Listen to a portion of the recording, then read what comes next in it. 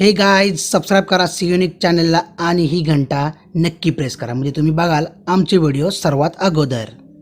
नमस्कार मित्रांनो, तुमचं पुन्हा एकदा स्वागत आहे चॅनलच्या एका नवीन कोऱ्या व्हिडिओमध्ये. तर मित्रांनो, आज आपली सैर आहे, आपली आज ट्रेकिंग आहे ती किल्ला केंजळगड. बऱ्याच लोकांना अपरिचित आहे, तर हाच किल्ला आपण आज सैर करणार आहोत. खरं तर आपण भोर मार्गे न जाता वाई मार्गे जाणार आहोत आणि या किल्ल्याला आपण भेट देणार आहोत. तर खरं हा किल्ला रायरेश्वर पठार आहे आपलं, जिथे महाराजांनी वयाच्या 16व्या वर्षी शपथ घेतली त्याच्या अगदी समोरच हा किल्ला आहे. अगदी डौलदार असा हा किल्ला. तर तिथे आपण आज ट्रेक करणार आहोत, तिथे त्याला भेट देणार आहोत, तिथल्या गोष्टी आपण आज जाणून घेणार आहोत. या प्रवासाला सुरुवात करण्याच्या अगोदर एक सांगू इच्छितो, जर या चॅनलवरती तुम्ही नवीन असाल तर मित्रांनो नक्की सबस्क्राईब करा आणि असाच मला सपोर्ट दाखवत राहा. जास्तीत मित्रांपर्यंत आपल्या हा चॅनल शेअर करा. चला मित्रांनो, आता या प्रवासाला सुरुवात करूयात.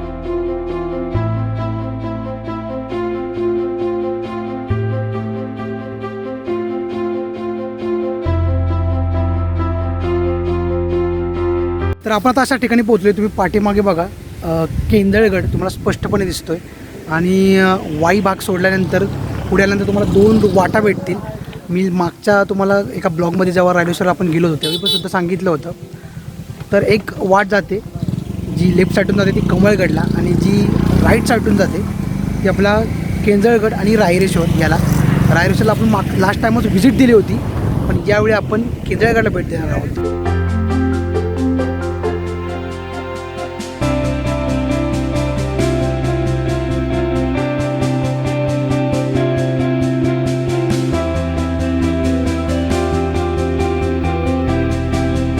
खरं तर आजचा प्रवास हा आपण केंजळगडला करणार आहोत, परंतु केंजळगडला आता रायरेश्वरचं दर्शन नाही घेतलं तर काहीच नाही. हे जे पाठीमागे पठार बघता तुम्ही, जे रायरेश्वर, जिथे आपल्या शिवाजी महाराजांनी प्रथम प्रतिज्ञा घेतली होती, स्वराज्याची प्रतिज्ञा घेतली होती.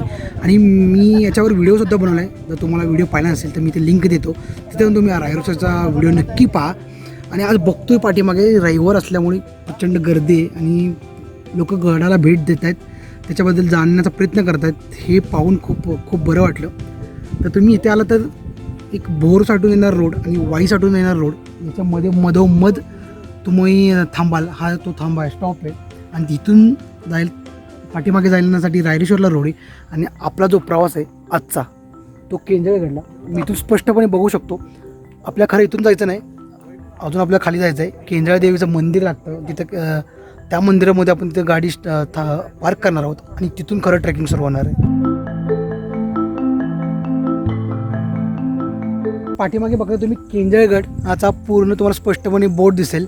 आणि तुम्ही जरी भोर मार्गे आलात किंवा वाई मार्गे आलात तरी हा बोर्ड तुम्हाला नक्की दिसेल. आणि या बोर्डला पाहूनच तुम्हाला कळेल की आता इकडे आपल्याला केंजळगडला जायचं आहे. इथून पुढे आपण केंजळाई देवीचं मंदिर आहे तिथे जाणार आहोत, तिथे आपली गाडी पार्क करणार आहोत आणि मग तिथून आपलं खरं ट्रेकिंग सुरू होईल.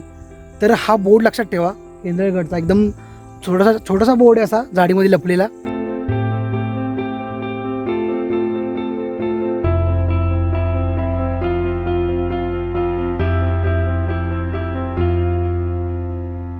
तर गडाच्या पायथ्याशी तुम्हाला एक गाव वसलेलं दिसेल, मला वाटतं केंजळ गावच असं नाव असेल.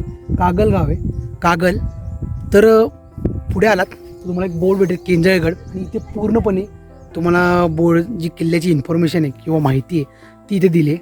समोरच आपल्या केंजळ देवीचं मंदिर आहे, तिथे आपण गाडी पार्क करतोय आता आणि मग तिथून पुढे ट्रेकिंग करणार आहोत. तर लक्षात ठेवा की हे देव आपलं गाव कागल गाव, त्यानंतर केंजळ देवीचं मंदिर, इथेपर्यंत तुम्ही आरामात पोचू शकता जी गाडी असेल आपली व्हेकल, 2 व्हीलर किंवा 4 व्हीलर. आणि त्यानंतरच मग तुम्हाला ट्रेकला सुरुवात करावी लागेल.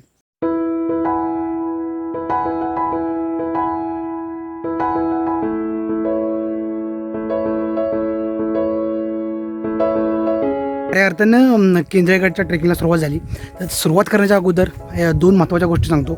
एक की इथे कसं यायचं, तर इथे येण्यासाठी तुम्हाला बरेच मार्ग आहेत. वाईतर्फे तुम्ही येऊ शकता किंवा जर तुम्ही भोरतर्फे पण येऊ शकता. वाईपासून मला वाटतं जवळजवळ 20 ते 22 किलोमीटर आहे आणि भोरपासून पण 10-15 किलोमीटरचा अंतर आहे. म्हणजे अंतर तेवढंच आहे. दोन्ही साईडला येण्यासाठी रोड व्यवस्थित आहे. तुम्ही कागल या गावापर्यंत येऊ शकता आणि तिथून पुढे तुम्हाला ट्रेकिंगला सुरुवात करायची. ट्रेकिंगलासुद्धा 2 मार्ग आहेत. एक तर तो मंदिर आपण जे पाठीमागे पाहिलं तिथून एक सरळ स्लोपचा मार्ग आहे, तो थोडासा अवघड आहे. आणि त्यानंतर समोरच एक शाळा आहे, त्याच्या पाठीमागून फिरूनसुद्धा एक रोड आहे, रस्ता येतो, तो थोडासा बऱ्यापैकी व्यवस्थित असं मी गावकऱ्यांकडून ऐकलं त्यामुळे आम्ही तोच रस्ता बघतोय आणि आता इथून खरं आम्ही ट्रेकिंगला सुरुवात करतो.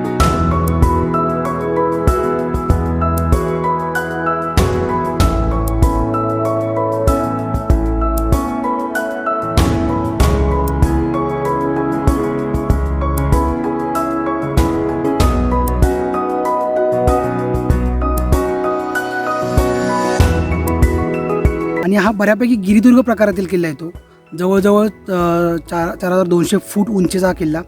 ट्रेकासाठी म्हणजे एवढा अवघड नाही आहे, परंतु एक चॅलेंज देऊ शकतो तुम्हाला जर तुम्हाला ट्रेकिंग करायची असेल तर. आणि आपल्या सातारा जिल्ह्यातील महाबळेश्वर तालुक्यातील ज्या डोंगर रांग आहेत त्यात रायरेश्वर पठार आहे, तुम्हाला माहिती आहे. त्यानंतर पलीकडे त्या साईडला जो कमळगड आहे आणि त्यानंतर या साईडला या बाजूला आपला केंजळगड. तर या डोंगर रांगेत बसलेला हा गड जणू काय असं तुम्हाला वाटलं की एक गांधी टोपी कोणीतरी घातली. जर तुम्ही लांबून पाहिलं तसं वाटतं कोणीतरी गांधी टोपी घातली, त्या आकाराचा तो दिसतो.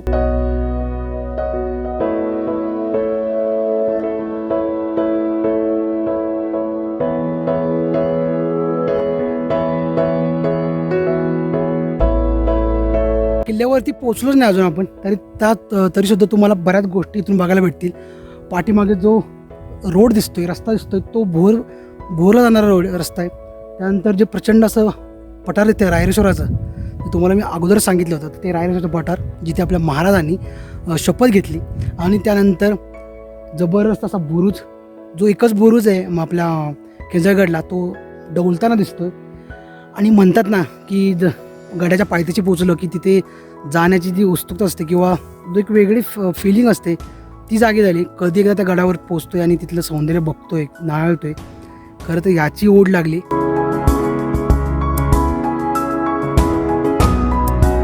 तर एवढी जीवाची धडपड केल्यानंतर आपण किल्ल्यावरती पर्यंत पोचतोय. आणि पाठीमागे बघताय तुम्ही प्रचंड असा उभा असलेला दगडामध्ये कोरलेला हा कातळ किल्ला, ज्याचं आकर्षण खरंच बऱ्याच लोकांना आहे. म्हणजे थोडासा लोकांना माहिती नसलेला किल्ला आहे, परंतु जर तुम्ही कधी रायरेश्वरला आलात किंवा या भागातून फिरत असाल तर तुम्हाला एक किल्ला दिसतो टोमागदर उभा असलेला, परंतु नक्की माहिती नाही की हा किल्ला कोणता आहे. तर हा मोहनगड. तर पाठीमागे बघता तिथे 5-6 लोकांची वस्ती आहे, तर तिथे त्याला ओरी बोलतात. तर बऱ्यापैकी खाली पण एक गाव बघितलं आपण, तिथे वस्ती मला वाटते आदिवासी लोकांची वस्ती असू शकते. त्यानंतर आपण किल्ल्याच्या एकदम पहिल्या दरवाजावरती आहे. थोडासा मोडकळलेला हा दरवाजा. बऱ्याच किल्ल्यांचा आपण बघितलं की सातारा भागातील जे किल्ले होते मागच्या काही व्हिडिओमध्ये तुम्ही पाहिलेच असेल की दरवाजा बऱ्यापैकी मोडकळलेला आहे. तर ह्याची एक परिस्थिती तुम्हाला दिसेल केंद्रगडची सुद्धा. त्यानंतर जे खरं आकर्षण आहे कातळात कोरलेल्या दगडी पायऱ्या, हे केंद्रगडचं मुख्य आकर्षण आहे. आणि तिथे आपण आता जाणार आहोत. प्रथम हा दरवाजा आणि त्यानंतर कातळात कोरलेल्या त्या पायऱ्या.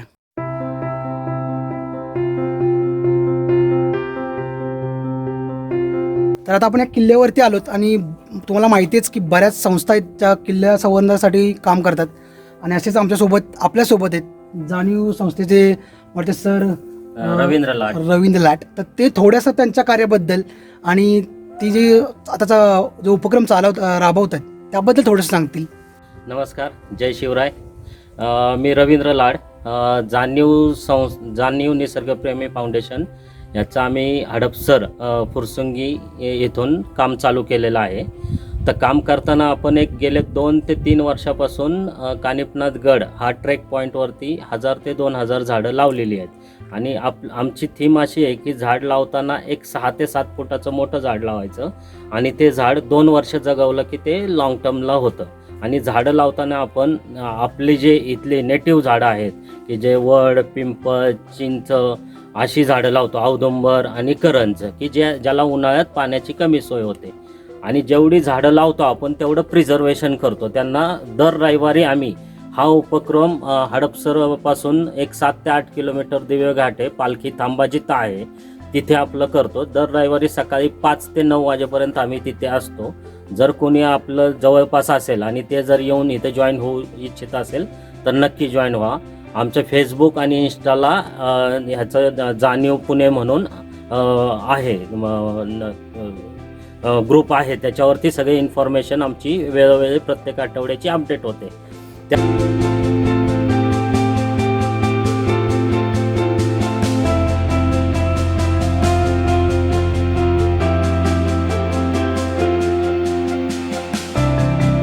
गडाचं जे मेन आकर्षण आहे कातळात कोरलेल्या पायऱ्या.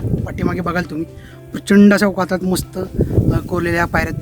मला वाटते महाराष्ट्रामध्ये अशा कमी किल्ले आहेत किंवा कमी गड आहेत की जिथे तुम्हाला अशा प्रकारच्या पायऱ्या बघायला भेटतील. त्यातला एक केंजळगड, मोहनगड. सुरुवातीला तुम्ही एक दरवाजा पाहिला, त्यानंतर गुफा पाहिलीत आणि त्यानंतर हा तुम्हाला पायऱ्या लागतील. जवळजवळ मला ते 6 फूट एवढं अंतर आहे एका पायरीचं आणि मला वाटते 30 ते 40 पायऱ्या असतील गडावरती पोचण्यासाठी. आणि खूपच सुंदर, म्हणजे त्या काळी अशा प्रकारच्या पायऱ्या बनवणं, अशा प्रकारच्या दगडामध्ये पायऱ्या कोरणं खूपच म्हणतात नाही का एक वेगळंच कार्य आहे. वेगळं म्हणजे तुम्हाला या पायऱ्या बघण्यासाठी खरं तर एकदा तरी या मोहनगडाला किंवा या केंजळगडाला भेट नक्कीच दिली पाहिजे.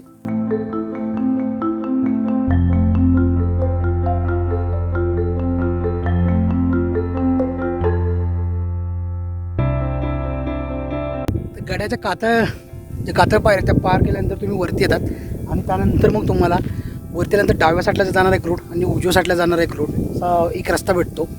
तर आपण तर खरं तर डाव्या साईडनं सुरुवात करणार आहोत आणि त्यानंतर गडाचा पूर्ण वेढा मारून मग या साईडून येणारा जो उजव्या साईडून येणारा रोड आहे तिथून खाली आपण जाणार आहोत.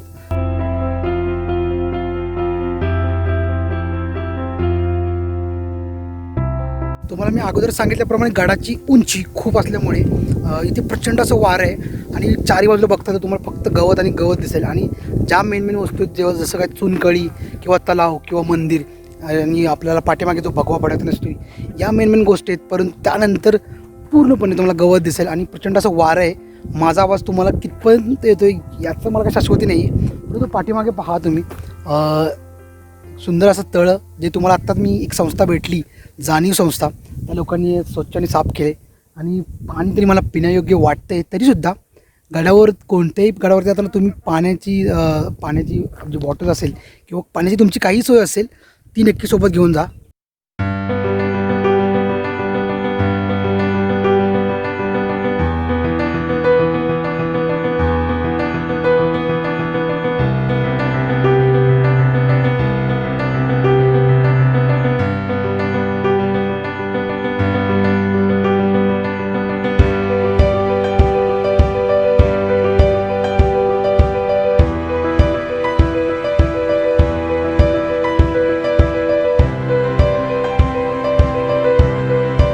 आता खरं तर या किल्ल्याचा थोडक्यात मी तुम्हाला इतिहास सांगतो.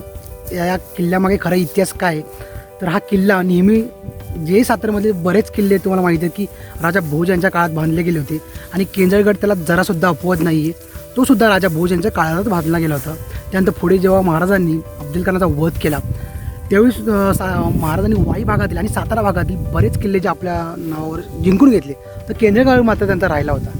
त्यानंतर महाराजांनी काही काळानंतर पुन्हा एकदा आपल्या मावळ्यांना याच्यावर आक्रमण केलं आणि हा गड जिंकून घेतला. थोड्या वेळानंतर थोड्या वर्षानंतर म्हणजे तो पुन्हा औरंगजेबकडे गेला आणि त्यानंतर पुन्हा एकदा तो मराठ्यांकडे होता. म्हणजे तो शेवटपर्यंत मराठ्यांकडेच राहिला.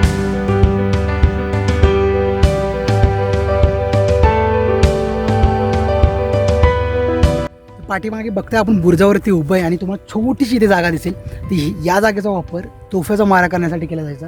त्या साईडला बघताय तुम्ही पाठीमागे कमळगड आणि या साईडला रायरेश्वर. तर या किल्ल्याचा मेन उपयोग होता, जो मेन वापर आपल्या महाराजांनी केला तो फक्त लक्ष ठेवण्यासाठी, टेळणी ठेवण्यासाठी. कारण या बाजूला प्रतापगडचा एक महाबळेश्वर प्रतापगड याचा संपन्न एरिया, कमळगड आपलं, पाठीमागे रायरेश्वर आणि त्यानंतर पुण्यामधील बरेच किल्ले त्या साईडून दिसतात. तर याचा मुख्य वापर म्हणजे टेहळणी करण्यासाठी केला जातो. तर बऱ्याच गाड्यावरती तुम्हाला माहिती आहे की चुन्याचा घाणा बघायला भेटतो आणि केंजळगड याला जरासुद्धा अपवाद नाही आहे. इथे स्पष्टपणे तुम्ही चुन्याचा घाणा बघू शकता आणि चांगल्या म्हणजे अवशेष अजून पण त्याचे शाबूत दिसत आहेत.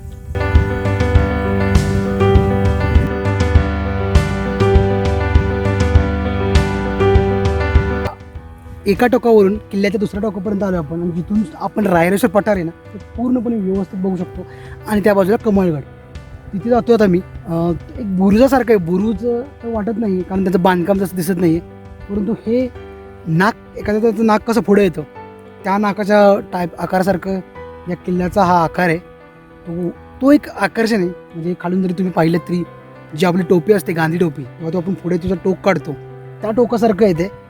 तर ते बघायला आता आपण पुढे चाललो आहे.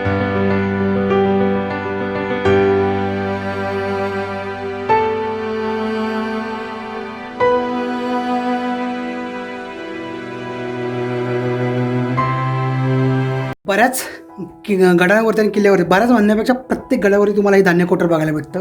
त्यामानाने हे थोडंसं छोटंसं आहे, म्हणजे तुमची एक खोली एवढं अंतर आणि त्याची उंचीसुद्धा थोडीशी कमीच आहे. परंतु अजूनसुद्धा काळ्या दगडात ते कोरलं धान्य कोटर हाही तसंच आहे, फक्त वरचं छप्पर आहे ते तुटलं आहे. बाकीचं बऱ्यापैकी मस्त आणि थंड अशी हवा लागते आतमध्ये आल्यानंतर.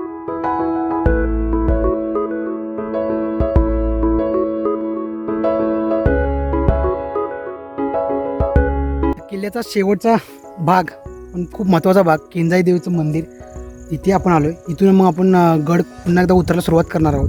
तर महत्त्वाची काय काय ठिकाणे आहेत त्यामध्ये किंजाई देवीचं हे मंदिर आहे, ते तुम्ही आता खाली बघितलं. ग्रामस्थांनी ते आत्ता काही काळापूर्वीच खाली बांधलं गेलं, परंतु हे पूर्व काळापासून या किल्ल्यावरती किंजाई देवीचं मंदिर आहे. तर बऱ्याच गोष्टी तुम्हाला या किल्ल्यावरती बघायला भेटतील, म्हणजे चुनखाना तुम्हाला माहिती आहे. त्यानंतर गोड पाण्याचं तळं आहे. त्यानंतर तो आपण पुढे नागतोड्यासारखा जो बुरुज आहे तो पाहिला. त्यानंतर इथे आपलं हे किंजाई देवीचं मंदिर आणि सर्वात महत्त्वाचं म्हणजे कातळात कोरलेल्या त्या पायऱ्या, या सर्व गोष्टी केंद्रगडाच्या शान आहे. आणि याला मोहनगड का बोलतात हे तुम्हाला त्यावरून कळलंच असेल. तर मित्रांनो, इथे शेवट करतो तो केंद्रगडाचा, म्हणजेच आपल्या या व्हिडिओचा. होप सो या व्हिडिओमधून तुम्हाला खूप बऱ्याच गोष्टी केंद्रगडाला बघायला भेटतील. खरं तर हा अपरिचित असणारा गड तुम्हाला होप सो परिचित झाला असेल. बऱ्याच गोष्टी ज्या आपण दाखवल्या या व्हिडिओमध्ये दाखवण्याचा जो प्रयत्न केला, छोटासा प्रयत्न होता, तो तुम्हाला खूप आवडला असेल. हा व्हिडिओ पण तुम्हाला खूप आवडला असेल. जर हा व्हिडिओ आवडला असेल तर नक्की मित्रांनो लाईक करा, शेअर करा आणि जास्तीत जास्त लोकांपर्यंत हा व्हिडिओ पोहोचवा. म्हणजे हा जो अपरिचित गड आहे आपला केंजळगड, तो जास्तीत जास्त लोकांपर्यंत पोहोचेल. आणि आपल्या चॅनलला जर नवीन असाल तर नक्की मित्रांनो सबस्क्राईब करा. भेटूत पुन्हा एकदा अशाच एका नवीन व्हिडिओमध्ये. तोपर्यंत काळजी घ्या, मजा करा. Good bye.